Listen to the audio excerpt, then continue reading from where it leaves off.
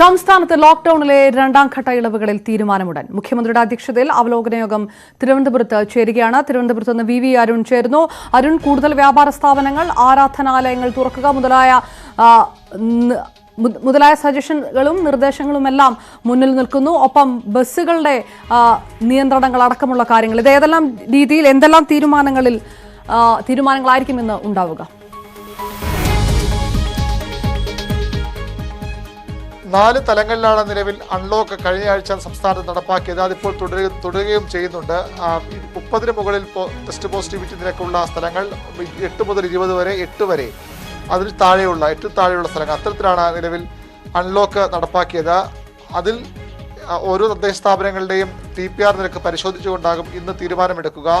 വീണ്ടും ഇതിലൊരു മാറ്റമുണ്ടാകും. അതായത് TPR നിരക്ക്, ടെസ്റ്റ് പോസിറ്റിവിറ്റി നിരക്ക് കുറയുന്നതിനനുസരിച്ച് ഈ പ്രദേശ സ്ഥാപനങ്ങൾ വീണ്ടും കൂടുതൽ ഇളവ് നൽകും. അഥവാ കൂടുതൽ എവിടെയും റിപ്പോർട്ട് ചെയ്യപ്പെടുകയാണെങ്കിൽ അവിടെ കൂടുതൽ നിയന്ത്രണങ്ങൾ വരികയും ചെയ്യും. അതാണ് ഏറ്റവും പ്രധാനപ്പെട്ട കാര്യം. ആരാധനാലയങ്ങൾ തുറക്കണമെന്ന ആവശ്യം ശക്തമാണ്. ഇന്ന് അതിന് തീരുമാനമുണ്ടാകുമെന്ന സൂചനയാണ് ലഭിക്കുന്നത്. ആരാധനാലയങ്ങൾ എല്ലാവർക്കും പ്രവേശനം ഉണ്ടാകില്ല. മറിച്ച് കഴിഞ്ഞ ലോക്ക്ഡൌണിൽ ആദ്യ തരംഗം ഉണ്ടാകുമ്പോൾ ചെയ്തതുപോലെ, കോവിഡിൻ്റെ ആദ്യ തരംഗം ഉണ്ടാകുമ്പോൾ ചെയ്തതുപോലെ ആളുകളെ നിയന്ത്രിച്ചുകൊണ്ടുള്ള പ്രവേശനം ഇപ്പോൾ അത്യാവശ്യം ആളുകൾക്ക് മാത്രം, അതായത് പൂജാരിമാർ ഉൾപ്പെടെയുള്ളവർക്ക് മാത്രമാണ് പ്രവേശനം. അത് കഴിഞ്ഞ് കൂടുതൽ ആളുകൾക്ക്, ഭക്തർ കൂടി നിയന്ത്രിതമായ അളവിൽ പ്രവേശിക്കാനുള്ള അവസരമുണ്ടാകും. സ്വകാര്യ വാഹനങ്ങൾ ഇരുട്ടാക്ക ക്രമത്തിലാണ് ഇപ്പോൾ 1-2 ദിവസങ്ങൾ സർവീസ് നടത്തുന്നത്. അത് എല്ലാവർക്കുമായി തുറന്നു കൊടുക്കും. അതുപോലെ തന്നെയാണ് മറ്റ് വ്യാപാര സ്ഥാപനങ്ങളുടെയും മറ്റും കാര്യം. അവിടെയും കൂടുതൽ ഇളവുകളുണ്ടാകും. ഏതായാലും മുഖ്യമന്ത്രിയുടെ അധ്യക്ഷതയിലുള്ള ഉന്നതതല യോഗം ആരംഭിച്ചിട്ട് മറ്റു പ്രധാനപ്പെട്ട തീരുമാനം വരാനുള്ളത് ഹോട്ടലുകളിൽ ഇരുന്ന് ഭക്ഷണം കഴിക്കുന്നതിനാണ്. അത് അനുവദിക്കണമെന്ന ആവശ്യം ഹോട്ടൽ ഉടമകൾ മുന്നോട്ട് വച്ചിട്ടുണ്ട്. TPR നിരക്ക് വളരെ താഴ്ന്ന പ്രദേശങ്ങളിൽ അതിനും അനുമതി നൽകും. ഏതായാലും മുഖ്യമന്ത്രി അധ്യക്ഷതയിലുള്ള യോഗം പുരോഗമിക്കുകയാണ്. വൈകിട്ട് 6 മണിക്ക് മുഖ്യമന്ത്രി പിണറായി വിജയൻ കോവിഡ് അവലോകന യോഗത്തിന്റെ തീരുമാനങ്ങൾ വൈകിട്ട് 6 മണിക്ക് മുഖ്യമന്ത്രിയുടെ വാർത്താ സമ്മേളനത്തിൽ അറിയാൻ സാധിക്കും. മറ്റു വാർത്തകളിലേക്ക്.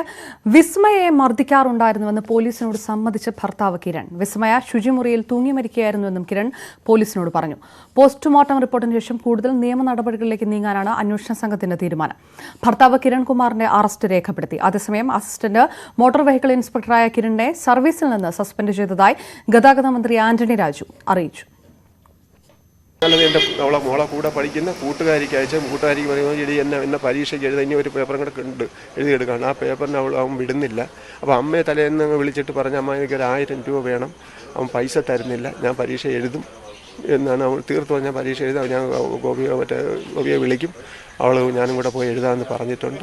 ഈ കാർ ഇവിടെ കൊണ്ടുവന്ന് അന്ന് അവൻ മദ്യപിച്ചിട്ട് വരുന്നേ, ഞാൻ അല്ലാതെ കണ്ടിട്ടില്ല മദ്യപിച്ച്.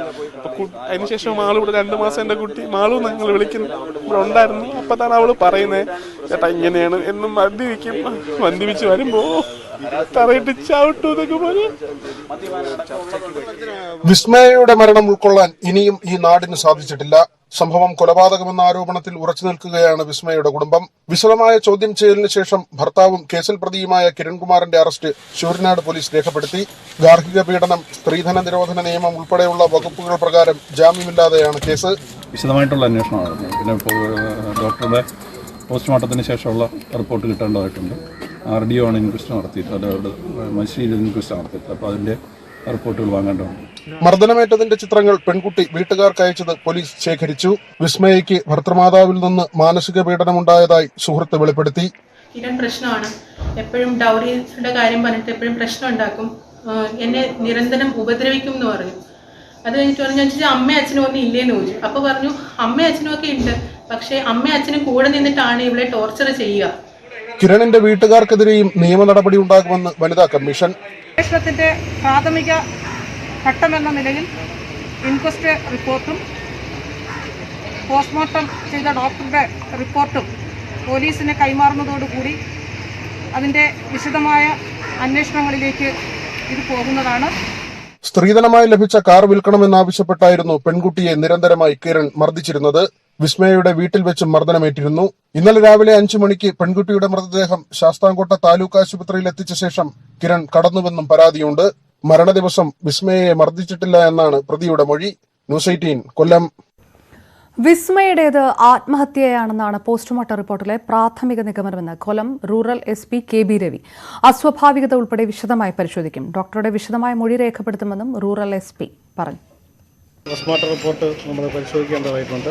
ബന്ധുക്കളുടെ മുഴുവൻ വിശദമായിട്ട് നമ്മൾ കാര്യങ്ങൾ ചോദിച്ച് അറിഞ്ഞിട്ടുണ്ട്. പ്രതി ഇപ്പോൾ നമ്മുടെ കസ്റ്റഡിയിലുണ്ട്. അയാൾ ചോദ്യം ചെയ്തവരാണ്. അതിനെ സംബന്ധിച്ചുള്ള അല്പം കൂടെ തെളിവെടുപ്പ് നടക്കേണ്ടതായിട്ടുണ്ട്. അതിന് പൂർണ്ണമായിട്ടും ഇന്ന് കോടതിയിൽ കൊടുത്തു കഴിഞ്ഞാൽ നമ്മൾ വീണ്ടും കസ്റ്റഡിയിൽ അപേക്ഷ കൊടുക്കുന്നുണ്ട്. അത് കസ്റ്റഡിയിൽ വാങ്ങിച്ച ശേഷം മറ്റുള്ള അന്വേഷണം തുടർന്നുള്ള ദിവസങ്ങളിൽ കൂടുതൽ അന്വേഷണം നടക്കും. ശരിയായ രീതിയിലുള്ള അന്വേഷണം നടക്കുന്നുണ്ട്. പിന്നെ മറ്റ് തെളിവുകളെല്ലാം ശേഖരിച്ച് ശരിയായ രീതിയിൽ പോസ്റ്റ്മോർട്ടത്തിൽ ഹാങ്ങിങ് എന്നുള്ള അതിനകത്ത് കൂടുതലുള്ള കാര്യങ്ങൾ മൈന്യൂട്ടായിട്ടുള്ള കാര്യങ്ങൾ ഡോക്ടറെ കണ്ട് ചോദിച്ച് എടുത്തതിന് ശേഷം. തിങ്കളാഴ്ച പുലർച്ചെ കിരണും വിസ്മയും തമ്മിൽ വഴക്കുണ്ടായതായി കിരണിന്റെ മാതാപിതാക്കൾ പ്രതികരിച്ചു. ബഹളം കേട്ടെത്തുമ്പോൾ കണ്ടത് വിസ്മയെ നിലത്ത് കിടത്തി കിരൺ പ്രാഥമിക ശുശ്രൂഷ നൽകുന്നതാണ്. 3:45 ആശുപത്രിയിൽ എത്തിച്ചു. അവിടെ എത്തി 5 മിനിറ്റ് കഴിഞ്ഞാണ് മരിച്ച വിവരം അറിഞ്ഞത്. ആശുപത്രിയിൽ കൊണ്ടുപോകുമ്പോൾ വിസ്മയ ബോധരഹിതയായിരുന്നുവെന്നും കിരണിന്റെ അമ്മ പറഞ്ഞു. തലേന്ന് അവിടെ ഒരു സംസാരം കേട്ടു. 2:30 ആയപ്പോൾ ഞാനൊന്ന് എഴുന്നേറ്റു. മൂത്രം ഒഴിക്കാൻ എഴുന്നേറ്റ് മൂത്രം ഒഴിച്ച് കിടന്ന് 10-15 മിനിറ്റ് കഴിഞ്ഞാണ്. അല്ലെ ഒരു സംസാരം കേട്ടു അവർ രണ്ടുപേരോടുള്ള. അവൻ ഞങ്ങൾ എന്തുവാടി എന്ന് ചോദിച്ചാൽ അന്നേരം ഞാൻ എണ്ണിച്ച് അവളും എണ്ണിച്ച് ഞങ്ങൾ രണ്ടും മേളിൽ ചെന്നപ്പോൾ ഇവള് കരഞ്ഞോണ്ടിരിക്കുക വീട്ടിൽ പോകണം, മൊബൈൽ അവനെടുത്ത് വെച്ചു എന്നുണ്ട് പറയുന്നുണ്ട്. അപ്പോൾ എനിക്ക് വീട്ടിൽ പോകണം. വാ നമുക്ക് എന്തായാലും നേരം വെളുക്കട്ടെ, വണ്ടിയൊന്നും ഇവിടെ ഇല്ലല്ലോ, നമ്മൾ വിളിച്ച് വരുത്തിയൊക്കെ ഉണ്ട്, രാത്രി പോകേണ്ട ആവശ്യം എന്ത്, ആ മൊബൈൽ എടുത്തു. ഞാൻ പറഞ്ഞു അത് മൊബൈൽ ഇവിടെ ഇരിക്കുമല്ലോ, ഇനി രാത്രി 2 മണിക്ക് എന്തിനാ മൊബൈൽ? കിടന്നപ്പോഴാണ് എനിക്ക് രാത്രിയായപ്പോൾ എനിക്ക് വീട്ടിൽ പോകണം, എനിക്ക് വീട്ടിൽ പോകണം, എന്നെ വീട്ടിലോട്ടൊന്ന് കൊണ്ടുപോയി. ഇത് കണക്ക് രാത്രിയാകുമ്പോൾ വീട്ടിൽ പോകണം. അന്നേരം ഞങ്ങൾ ചെന്നു. എനിക്ക് വീട്ടിൽ അവിടെ സംസാരം കേൾക്കുന്നുണ്ട്. അപ്പോഴേ ഞാൻ ചെന്നപ്പോൾ അച്ഛനും വന്നു, എനിക്ക് വീട്ടിൽ പോകണം, എന്നെ വീട്ടിലോട്ടൊന്ന് കണ്ടാക്കുക വീട്ടിൽ. അന്നേരം അച്ഛൻ പറഞ്ഞു, ഈ രാത്രിയില്ലേ നിങ്ങൾ ഈ രാത്രി അടുത്താണെന്ന് പോകെ വരാൻ, നേരം വെളുക്കട്ട മോളെ. ഞങ്ങളെൻ്റെ മോളെക്കാട്ടി സ്നേഹിച്ച് വളർത്തുന്ന ഒരു കുഞ്ഞാതിനെ, കാരണം കുഞ്ഞു പ്രായമാണ്. എനിക്ക് കണ്ടൊരു മോള്. അങ്ങനെയൊക്കെ വാത്സല്യച്ചും സ്നേഹത്തോടും കൂടി കുഞ്ഞിനെ ഇവിടെ നിർത്തുന്നത്. അവർക്ക് പറയാം, അവരെന്തെങ്കിലും ഞാൻ ഒരു ദിവസം 1 മാസത്തിന് മുമ്പ് ഈ കൊച്ചിന് ഇതുകണക്ക് വീട്ടിൽ പോകണം, എനിക്ക് വീട്ടിൽ പോകണം. കാരണം ഇവരെ കാണാത്തതിൻ്റെ ഇത് കാണും കൊച്ചിന്. 3 മാസമായപ്പോഴും ഇവർക്ക് ഇങ്ങോട്ടൊന്ന് വന്ന് അന്വേഷിക്കുകയോ എന്തുവാ എന്നൊക്കെ ഒന്ന് അന്വേഷിക്കുകയോ വരികയോ പോവുകയോ ചെയ്യാം. ഇതിൻ്റെ വെഡ്ഡിങ് ആനിവേഴ്സറി ആയിരുന്നു. അന്നും ഇവർ ഒരു ഫോൺ വിളിയോ അങ്ങനെ ഒന്നും ചെയ്തില്ല. ഇവർ രണ്ടും കൂടെ മേടിച്ച് കേക്കൊക്കെ മുറിച്ച് മേളി നല്ല വിവരമായിട്ട് ഞങ്ങളുടെ മക്കളെയും വിളിച്ച് അവർ നല്ല ഞങ്ങളെയും പിടിച്ച് നിർത്തി. മാളു ഭയങ്കര സ്നേഹം അച്ഛനും അമ്മയെന്ന് വെച്ചാൽ ഞങ്ങൾക്കും അതെ മോളെക്കാട്ടി സ്നേഹം കുഞ്ഞിനോടാണ്. ആലപ്പുഴയിൽ 19 വയസ്സുകാരിയെ ഭർത്തൃ വീട്ടിൽ തൂങ്ങി മരിച്ച നിലയിൽ കണ്ടെത്തി. വള്ളിക്കുന്ന് സ്വദേശി വിഷ്ണുവിന്റെ ഭാര്യ സുചിത്രയാണ് മരിച്ചത്. 2 മാസം മുൻപായിരുന്നു വിവാഹം. വിവരങ്ങളുമായി ശരണ്യ സ്നേഹജൻ ചേരുന്നു. ശരണ്യ, പ്രാഥമിക നിഗമനം എന്താണ്? ഈ പെൺകുട്ടിയുടെ വീട്ടുകാർ ഏതെങ്കിലും രീതിയിലുള്ള ഒരു പ്രതികരണങ്ങളോ മറ്റോ നടത്തിയിട്ടുണ്ടോ? അപർണ, വള്ളികുന്നം സ്വദേശി സുചിത്രയെ ഇന്ന് 11:30യോടുകൂടിയാണ് ഭർത്തൃ വീട്ടിൽ മരിച്ച നിലയിൽ കണ്ടെത്തിയത്. തൂങ്ങി മരിച്ച നിലയിലാണ് പെൺകുട്ടിയെ കണ്ടെത്തിയത്. കഴിഞ്ഞ മാർച്ച് 21-നായിരുന്നു ഇവരുടെ വിവാഹം. അതിനുശേഷം സൈനികനായ ഭർത്താവ് 2 മാസത്തെ അവധിക്ക് ശേഷം ഇപ്പോൾ മടങ്ങി പോവുകയും ചെയ്തിട്ടുണ്ടായിരുന്നു. ഈ മരണകാരണം എന്താണ് എന്നതിനെ സംബന്ധിച്ച്, അതായത് ആത്മഹത്യക്ക് അപ്പുറത്തേക്ക് മറ്റെന്തെങ്കിലും ഉണ്ടോ എന്നതിനെ സംബന്ധിച്ച് പോലീസ് പരിശോധിച്ച് വരികയാണ്. കാരണം മുറിയിലടക്കം കത്തുകളൊന്നും തന്നെ പോലീസ് ഇതുവരെ കണ്ടെത്താനായി കഴിഞ്ഞിട്ടില്ല. ഈ പെൺകുട്ടിയുടെ വീട്ടുകാരെ വിവരം അറിയിച്ചിരുന്നു. അവരും മറ്റ് സംഭവങ്ങളൊന്നും ഉള്ളതായി അവർക്കും അറിയില്ല എന്നാണ് നമുക്ക് പ്രാഥമികമായി ലഭിക്കുന്ന വിവരം. എന്തായാലും കൊല്ലം കരുനാഗപ്പള്ളി സ്വദേശിനിയാണ് ഈ മരിച്ച പെൺകുട്ടി. മാർച്ച് 21, അതായത് ഏകദേശം 3 മാസം അടുക്കുന്നതേ ഉള്ളൂ ഇവരുടെ വിവാഹം കഴിഞ്ഞിട്ട്. 19 വയസ്സ് മാത്രമായിരുന്നു പ്രായം. സ്നേഹജനാണ് വിശദാംശങ്ങൾ നൽകിയത്. തിരുവനന്തപുരത്ത് വിഴിഞ്ഞത്ത് യുവതിയെ തീ കൊളുത്തി മരിച്ച നിലയിലും കണ്ടെത്തിയിരിക്കുന്നു. വെങ്ങന്നൂർ സ്വദേശി അർച്ചനയാണ് മരിച്ചത്. സംഭവത്തിൽ ദുരൂഹതയുണ്ടെന്ന് അർച്ചനയുടെ അച്ഛൻ ആരോപിച്ചു. ഭർത്താവ് സുരേഷിനെ പോലീസ് കസ്റ്റഡിയിൽ എടുത്തു. ഇന്നലെ രാത്രി 11 മണിയോടെയായിരുന്നു സംഭവം. വിഴിഞ്ഞം പയറ്റുവിളയിൽ വാടക വീട്ടിലാണ് അർച്ചനയും ഭർത്താവ് സുരേഷും താമസിച്ചിരുന്നത്. കഴിഞ്ഞ ദിവസം രാത്രി ശബ്ദം കേട്ടെത്തിയ അയൽവാസികളാണ് അർച്ചനയെ തീ കത്തിയ നിലയിൽ കണ്ടെത്തിയത്. ആശുപത്രിയിൽ എത്തിച്ചെങ്കിലും മരിച്ചിരുന്നു. ഭർത്താവ് സുരേഷിനെ പിന്നീട് പോലീസ് കസ്റ്റഡിയിലെടുത്തു. ആത്മഹത്യയാണെന്നാണ് പോലീസ് നിഗമനം. എന്നാൽ ഇത് തള്ളുകയാണ് അർച്ചനയുടെ കുടുംബം. സുരേഷും അർച്ചനയും തമ്മിൽ വഴക്കിട്ടിരുന്നതായും സുരേഷിന്റെ കുടുംബം 3 ലക്ഷം രൂപ ആവശ്യപ്പെട്ടിരുന്നെന്നും അർച്ചനയുടെ പിതാവ് പറഞ്ഞു. വരുമ്പോഴത്തേക്ക് ബിയറൊക്കെ കുടിച്ചുകൊണ്ട് വരും. അത് കുടിച്ചുകൊണ്ട് വന്നു കഴിഞ്ഞാൽ ഇവിടെ വഴക്കുണ്ടാക്കും. അത് അച്ഛനടുത്ത് പറയാത്തതാണ്. അച്ഛൻ വഴക്കുണ്ടെന്ന് വെച്ചാൽ അവളെ സ്വന്തം ഇഷ്ടത്തിന് പോയതുകൊണ്ട് അവൾ പലതും ഒളിച്ച് അവൾ അസ്ഥി ഉരുവങ്ങളൊക്കെ ഉരുവിക്കൊണ്ടിരിക്കുക. അവൾക്ക് BSc ഇത് നേഴ്സിംഗ് പഠിച്ച് പാസ്സായ കൊച്ചാണ്. അവളെ ജോലിക്ക് പോലും വിടുന്നില്ല. ആ സർട്ടിഫിക്കറ്റ് കൊണ്ട് രജിസ്റ്റർ ചെയ്യാൻ പോലും അവനെ അനുവദിക്കാതെയാണ് ആ കൊച്ചിനെ. എന്നിട്ട് അവളെല്ലാം സഹിച്ച് ഞങ്ങളുടെ അടുത്തൊന്നും പറയത്തില്ല. കഴിഞ്ഞ വർഷം മെയ് മാസത്തിലായിരുന്നു അർച്ചനയുടെയും സുരേഷിന്റെയും പ്രണയവിവാഹം. അർച്ചനയുടെ മൃതദേഹം പോസ്റ്റ്മോർട്ടം ശേഷം വീട്ടുവളപ്പിൽ സംസ്കരിക്കും. ന്യൂസ് 18 തിരുവനന്തപുരം. 5 വർഷത്തിനിടെ സംസ്ഥാനത്ത് കുറ്റപത്രം നൽകിയത് 66 സ്ത്രീ പീഡന മരണങ്ങളിൽ നിന്ന് കണക്കുകൾ. കഴിഞ്ഞ 4 മാസത്തിനിടെ 1080 ഗാർഹിക പീഡന കേസുകളാണ് റിപ്പോർട്ട് ചെയ്യപ്പെട്ടത്. 5 വർഷത്തിനിടെ കേരളത്തിൽ 15143 ഗാർഹിക പീഡന കേസുകൾ രജിസ്റ്റർ ക്രൈം റെക്കോർഡ്സ് ബ്യൂറോയുടെ കണക്കുകൾ വ്യക്തമാക്കുന്നു. കൊല്ലം കല്ലുവാതിൽക്കലിൽ ചോരക്കുഞ്ഞിനെ കരിയിലക്കാട്ടിൽ ഉപേക്ഷിച്ച കേസിൽ യുവതി പോലീസ് പിടിയിലായി. ഊഴായിക്കോട് കല്ലുവാതിൽക്കൽ പേഴുവിള വീട്ടിൽ രേഷ്മയാണ് പോലീസ് അറസ്റ്റ് ചെയ്തത്. DNA പരിശോധനയിൽ കുഞ്ഞ് രേഷ്മയുടേതാണെന്ന് കണ്ടെത്തിയിരുന്നു. വി വിനോദ് ചേർന്നു. വിനോദ്, വിശദാംശങ്ങൾ. അപർണ, കല്ലുവാതുക്കൽ മധുസൂദൻ പിള്ളയുടെ വീട്ടുവളപ്പിലാണ് ചോരക്കുഞ്ഞിനെ മാസങ്ങൾക്ക് മുമ്പ് കണ്ടെത്തിയത്. 1 ദിവസം പ്രായമുള്ള കുഞ്ഞിനെയാണ് കരികൾക്കിടയിൽ കണ്ടെത്തിയത്. അന്ന് വീട്ടുകാർ പറഞ്ഞത് പൂച്ചകളുടെ ശബ്ദം കേട്ട് പുറത്തേക്ക് വരികയും പൂച്ചകൾക്കിടയിൽ ഒരു കുഞ്ഞു കിടക്കുന്നത് ശ്രദ്ധയിൽപ്പെട്ടു എന്നുമാണ് വീട്ടുകാർ പറഞ്ഞത്. ഇതേ വീട്ടിലുള്ള മധുസൂദൻ പിള്ളയുടെ മകളുടെ കുഞ്ഞാണ് അന്നത്തെ ഈ കുട്ടി എന്ന വിവരമാണ് പുറത്തു വരുന്നത്. പിന്നീട് കുട്ടി പാരിപ്പള്ളിയിൽ ചികിത്സയിലായിരുന്നെങ്കിലും മരണപ്പെട്ടിരുന്നു.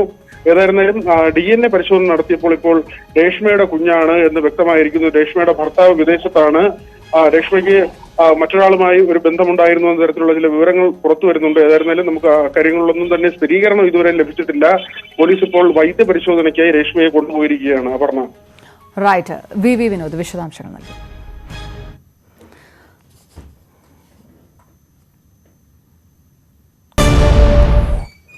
ലക്ഷദ്വീപ് അഡ്മിനിസ്ട്രേഷന് തിരിച്ചടി. 2 വിവാദ ഉത്തരവുകൾ ഹൈക്കോടതി സ്റ്റേ ചെയ്തു. ഡയറി ഫാമുകൾ അടച്ചുപൂട്ടാനുള്ള മൃഗസംരക്ഷണ വകുപ്പിന്റെ ഉത്തരവിനും കുട്ടികളുടെ ഉച്ചഭക്ഷണത്തിൽ നിന്ന് ചിക്കനും ബീഫും ഒഴിവാക്കണം എന്ന തീരുമാനത്തിനുമാണ് സ്റ്റേ. വർഷങ്ങളായി പിന്തുടരുന്ന ആഹാരരീതി മാറ്റാൻ ആവശ്യപ്പെടുന്നതിന്റെ യുക്തി എന്താണെന്ന് ഹൈക്കോടതി ചോദിച്ചു. വിവരങ്ങളുമായി ഡാനി ഇപ്പോൾ ചേർന്നു. ഡാനി, പ്രധാനപ്പെട്ട ഉത്തരവുകളെല്ലാം സ്റ്റേ ആയിട്ടുണ്ട് എന്ന് കരുതാൻ കഴിയുമോ? ഇനിയും ബാക്കിയുള്ള ഉത്തരവുകളിലും എന്ത് നിലപാടാണ് കോടതി എടുത്തിരിക്കുന്നത്? ഇപ്പോൾ ഈ സ്റ്റേ ഉത്തരവ് നൽകിക്കൊണ്ട് കോടതി എന്തെല്ലാം പരാമർശങ്ങൾ നടത്തി? അപർണ, ഇതിൽ പ്രധാനപ്പെട്ട കാര്യം പറയേണ്ടത് ഏറെ വിവാദങ്ങൾ ഉണ്ടാക്കിയ 2 ഉത്തരവുകളായിരുന്നു ഇത്. നിരവധി ഉത്തരവുകൾ അഡ്മിനിസ്ട്രേറ്റർ അവിടെ നടപ്പാക്കാൻ ശ്രമിക്കുകയും ചെയ്യുന്നുണ്ടെങ്കിലും പരക്കെ പ്രതിഷേധം ഉയർന്ന 2 കാര്യങ്ങളായിരുന്നു ഇത്. പ്രത്യേകിച്ച് ഇവരുടെ ആഹാര രീതികൾ, ഇതിൽ കുട്ടികൾക്ക് നൽകുന്ന ഭക്ഷണത്തിൽ നിന്ന് മാംസാഹാരങ്ങൾ ഒഴിവാക്കാനുള്ള ഒരു നീക്കമായിരുന്നു അഡ്മിനിസ്ട്രേഷന്റെ ഏറ്റവും കൂടുതൽ പ്രതിഷേധങ്ങളിലേക്ക് വഴിവെച്ചത്. അതിന് പ്രത്യേകിച്ച് ഒരു യുക്തിഭദ്രമായ കാരണങ്ങളൊന്നും പറയാതെ തന്നെയായിരുന്നു ഈ ഉത്തരവുകൾ നടപ്പാക്കാൻ ശ്രമിച്ചത്. അതിൽ ഇതിനെതിരെ വലിയ രീതിയിലുള്ളൊരു പ്രതിഷേധം ഉയർന്നിരുന്നു. കോടതിയിൽ കേസ് പരിഗണിക്കുമ്പോൾ കേന്ദ്ര സർക്കാർ ഇതിന് കാരണമായി പറഞ്ഞത് മാംസ്യ ഉൽപ്പന്നങ്ങൾ സൂക്ഷിക്കുന്നതിന് ആവശ്യമായ സൗകര്യങ്ങൾ ദ്വീപിലില്ല എന്നായിരുന്നു കേന്ദ്ര സർക്കാർ പറഞ്ഞത്. കേന്ദ്ര സർക്കാരിന്റെ ഈ വാദം പക്ഷേ ചീഫ് ജസ്റ്റിസ് കൂടി അധ്യക്ഷനായ ഡിവിഷൻ ബെഞ്ച് അംഗീകരിച്ചില്ല. വർഷങ്ങളായി തുടരുന്ന ആഹാര രീതി എന്തിനു മാറ്റണം, ഇതിന്റെ യുക്തി എന്താണെന്നാണ് ഹൈക്കോടതി ചോദിച്ചത്. അതോടൊപ്പം തന്നെയാണ് നേരത്തെ അനിമൽ ഹസ്ബൻഡറി, അതായത് മൃഗസംരക്ഷണ വകുപ്പ് പുറത്തിറക്കിയ ഉത്തരവുണ്ടായിരുന്നത്. ദ്വീപിലെ ഡയറി ഫാമുകൾ അടച്ചുപൂട്ടാനുള്ള ഉത്തരവായിരുന്നു അത് മറ്റൊന്ന് വിവാദമായത്. ഇതിൽ ദ്വീപുകളിലെ അവിടേക്ക് മറ്റൊരു സ്വകാര്യ കമ്പനികളുടെ പാലുൽപ്പന്നങ്ങളും കൊണ്ടുവരുന്നതിന് വഴിയൊരുക്കാൻ വേണ്ടിയായിരുന്നു എന്ന് വ്യാപകമായ രീതിയിൽ തന്നെ ആക്ഷേപം ഉയർന്നിരുന്നു. ഈ 2 ഉത്തരവുകളാണ് ഇന്ന് ഹൈക്കോടതി ഇടപെട്ടുകൊണ്ട് സ്റ്റേ ചെയ്തിരിക്കുന്നത്. ഇനി ഒരു ഉത്തരവ് ഉണ്ടാകും വരെയാണ് ഈ സ്റ്റേ ഉണ്ടാവുക എന്ന് സൂചിപ്പിക്കുകയും ചെയ്തിട്ടുണ്ട്. ചീഫ് ജസ്റ്റിസ് അധ്യക്ഷനായ ബെഞ്ചാണ് ഈ വിവാദ ഉത്തരവുകൾ സ്റ്റേ ചെയ്തിട്ടുള്ളത്. അപർണ.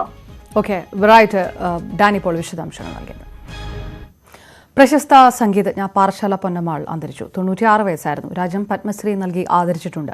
ചെമ്പൈ പുരസ്കാരം, സ്വാതി പുരസ്കാരം, കേന്ദ്ര Sangeet Natak Akademi fellowship, Madras music academy award എന്നിങ്ങനെ ഒട്ടേറെ പുരസ്കാരങ്ങൾ ലഭിച്ചിട്ടുണ്ട്. സംസ്കാരം നാളെ രാവിലെ 10 മണിക്ക് വലിയശാല ബ്രാഹ്മണ ശ്മശാനത്തിൽ നടക്കും. വിവരങ്ങളുമായി TG സജിത്ത് ചേർന്നു. സജിത്ത്, ആരോഗ്യനില ഏത് രീതിയിലായിരുന്നു കഴിഞ്ഞ ദിവസങ്ങളിൽ?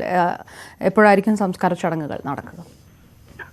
അപർണ, വാർദ്ധക്യ സഹജമായ ബുദ്ധിമുട്ടുകൾ മാത്രമേ ഉണ്ടായിരുന്നുള്ളൂ. 96 വയസ്സുണ്ടായിരുന്നു പാറശാല ബി പൊന്നമ്മാളിന്. തിരുവനന്തപുരം നഗരത്തിൽ തന്നെ വലിയശാലയിലെ വീട്ടിലാണ് താമസിച്ചിരുന്നത്. ഇന്ന് ഉച്ചയ്ക്ക് 1 മണിയോടുകൂടിയാണ് അന്ത്യം സംഭവിക്കുന്നത്. സംസ്കാരം നാളെ രാവിലെ 10-ന് വലിയശാല ബ്രാഹ്മണ സമാജം ശ്മശാനത്തിലാണ് നാളെ സംസ്കാര ചടങ്ങുകൾ നടക്കുന്നത്. നേരത്തെ നമ്മൾ സൂചിപ്പിച്ചപ്പോൾ തന്നെ കർണാടക സംഗീത രംഗത്ത് അതുല്യ പ്രതിഭയാണ് സംസ്ഥാനത്തിന് നഷ്ടപ്പെടുന്നത്. ഒപ്പം രാജ്യം നിരവധി പുരസ്കാരങ്ങൾ നൽകി ആദരിച്ചിട്ടുണ്ട്. പത്മശ്രീ പുരസ്കാരം നേടിയിട്ടുണ്ട്. ഇതിന് പുറമെ കേന്ദ്ര സംഗീത നാടക അക്കാദമികളുടെ വിവിധ അവാർഡുകൾ, മറ്റ് സംസ്ഥാനങ്ങളുടെ വിവിധ പുരസ്കാരങ്ങൾ അടക്കം നിരവധി പുരസ്കാരങ്ങൾ നേടിയിട്ടുണ്ട്. തിരുവനന്തപുരം സ്വാതി തിരുനാൾ സംഗീത കോളേജിലെ ആദ്യ വനിതാ വിദ്യാർത്ഥിയാണ്. പിന്നീട് ആദ്യ വനിതാ അധ്യാപികയായി. ഇത്തരത്തിലുള്ള വലിയ പ്രത്യേകതകളുള്ള വ്യക്തിയാണ്. വലിയ ശിഷ്യ സമ്പത്തുണ്ട്. ഇന്ന് ഉച്ചയ്ക്ക് 1 മണിയോടുകൂടിയാണ് അന്ത്യം സംഭവിച്ചത്. സംസ്കാര ചടങ്ങുകൾ നാളെ രാവിലെ 10 നടക്കും. റൈറ്റ്, സജിത്ത് വിശദാംശങ്ങൾ നൽകി. പൂവച്ചൽ ഖാദർ ഇനി ഓർമ്മകളിൽ.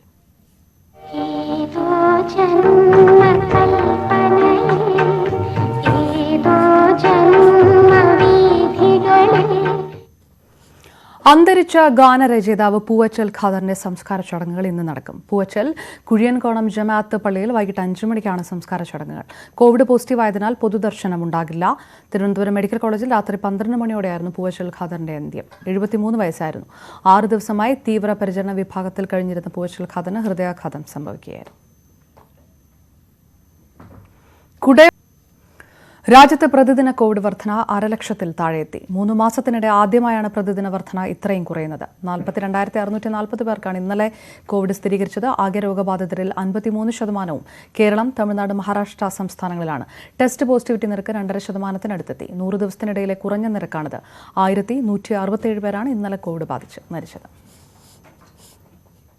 കോവിഡ് പ്രതിരോധ വാക്സിനിൽ റെക്കോർഡിട്ട് ഇന്ത്യ. ഒരു ദിവസം ഏറ്റവും അധികം പേർക്ക് വാക്സിൻ നൽകുന്ന രാജ്യമായി ഇന്ത്യ മാറി. 86,16,373 പേർക്കാണ് ഇന്നലെ വാക്സിൻ നൽകിയത്. ഇസ്രയേലിലെ ആകെ ജനസംഖ്യയ്ക്ക് തുല്യമാണിത്. ഏറ്റവും കൂടുതൽ പേർക്ക് ഇന്നലെ 2ാം ഡോസ് നൽകിയത് കേരളത്തിലാണ്. ഇതുവരെ 28,88,00,000 പേർക്കാണ് രാജ്യത്ത് കോവിഡ് പ്രതിരോധ വാക്സിൻ നൽകിയത്. കേന്ദ്ര സർക്കാരിന്റെ പുതിയ വാക്സിൻ നയം തുല്യതാ അവകാശത്തിന്റെ ലംഘനമാണെന്ന് സുപ്രീംകോടതിയിൽ ഹർജി. 25% വാക്സിൻ സ്വകാര്യ ആശുപത്രികൾക്ക് വേണ്ടി സംവരണം ചെയ്യുന്നതിനെതിരെ രാജ്യസഭാംഗം John Brittas, Tata institute of social സയൻസിലെ ഡോക്ടർ ആർ രാംകുമാർ എന്നിവർ ചേർന്നാണ് ഹർജി നൽകിയത്. സമ്പന്നർക്കും നഗരങ്ങളിലുള്ളവർക്കും വേഗത്തിൽ വാക്സിൻ കിട്ടാൻ ഇത് കാരണമാകും. വാക്സിൻ വിതരണത്തിൽ തുല്യത ഉറപ്പാക്കാൻ കോടതി ഇടപെടണമെന്നും ഹർജിയിൽ ആവശ്യപ്പെടുന്നു. നെറ്റ്വർക്ക് 18 ഫെഡറൽ ബാങ്കും ചേർന്ന് നടത്തുന്ന Sanjeevani A shot of life campaign നമ്മൾ ഓരോരുത്തരെയും കോവിഡ് വാക്സിനേഷന്റെ പ്രാധാന്യം ഓർമ്മിപ്പിക്കുകയാണ്. ഈ മഹാമാരി കാലത്തെ നമുക്കൊന്നിച്ച് അതിജീവിക്കാം. ഈ ദൗത്യത്തിനായി തയ്യാറാക്കിയ ആമുഖ ഗാനത്തിലേക്ക്.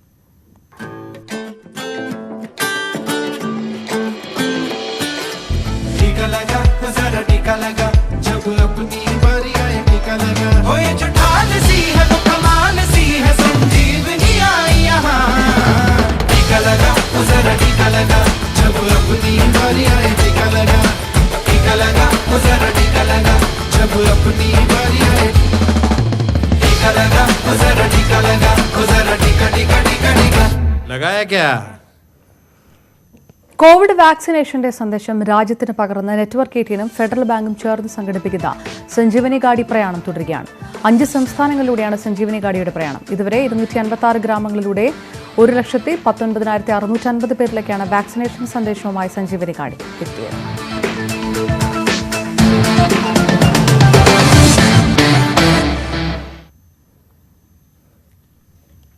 ന്യൂസ് അപ്ഡേറ്റ്സ് പൂർണ്ണമാകുന്നു. കൂടുതൽ വാർത്തകൾക്കും വിശദാംശങ്ങൾക്കും മലയാളം.news18.com.